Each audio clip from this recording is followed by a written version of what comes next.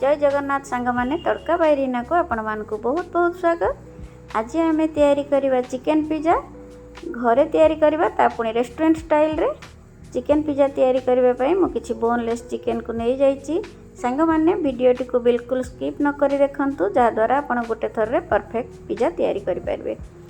Pizza को एबे हमें काटी सारिछे ताको फ्राई करबा पई मु गैस ऑन करी गोटे फ्राई पैन बसई देइछि। किछि तेल देई आमे काटी रखी थिबा चिकेन को दे दउचे।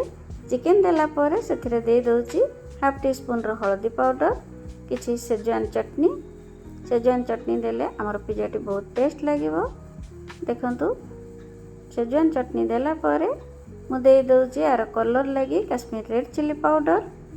एबे सेथिरे दे दउची मु किछि टमाटो सॉस, तापरे दे दउची किछि सोया सॉस। देला परे आको आमे लो टू मीडियम फ्लेम रखी 2 मिनिट आको सिजिबा पई छाड़ी दबा। संग माने पिज्जाटी निश्चय घरे तैयारी करंतु। आको छोट रु बड़ समस्त पसंद करिवे। एमिति भी पिज्जा खाइबा को किए भल न पाए ताहले ए पिज्जाटी को संपूर्ण देखंतु, घरे तैयारी करंतु। केमिति लागिला मते निश्चय कमेंट करंतु। एबे हमर चिकेन भलरे फ्राई हो जाइछि। आमे पिज्जा बेस को रेडी करबा। पिज्जा बेस को एमती कोणा करि नबा।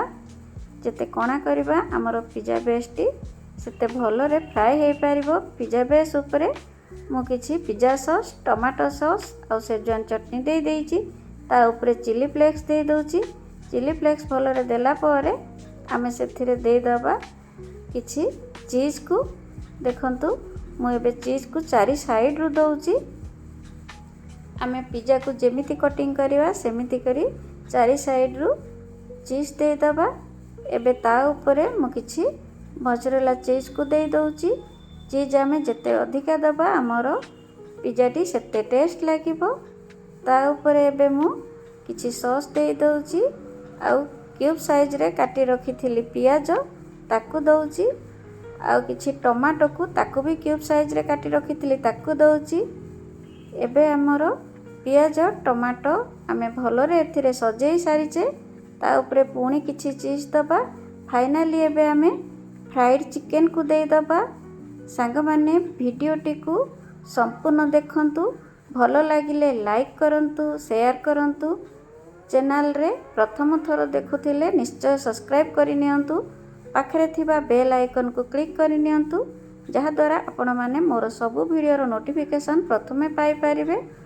एबे आमे सब देला परे फाइनली किछि पिज्जा सॉस और टमाटो सॉस दे दबा।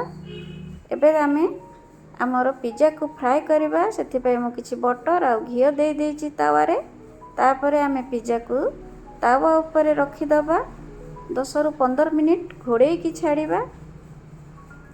देखंतु मु एबे आको घोड़े देछि। 10 रु 15 मिनिट परे हमर चिकेन पिज्जा रेडी हो जिवो। संग माने एमिति बनांतु। देखंतु हमर रेस्टोरेंट स्टाइल रे चिकेन पिज्जा रेडी हो जाइछि। केमिति लागिला मते शेयर करंतु। रहिली जय जगन्नाथ।